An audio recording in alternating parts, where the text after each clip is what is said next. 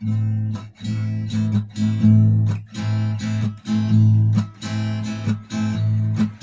утра принес прохладу ветер, дождливой плетью хлестнул в окно.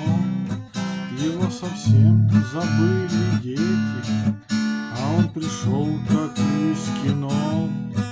Он растрепал дверные петли, гулял по дому босиком. Он заплетал в косички ветви и расплетал, но уж потом. Он собирал в охапку листья, бросал их вверх, резвился, пел. Помылся крышей, чтоб было чисто, и в трубы весело свистел. И лишь когда совсем стемнело, он сбил стрелой под облака, завил их лихо вокруг шеи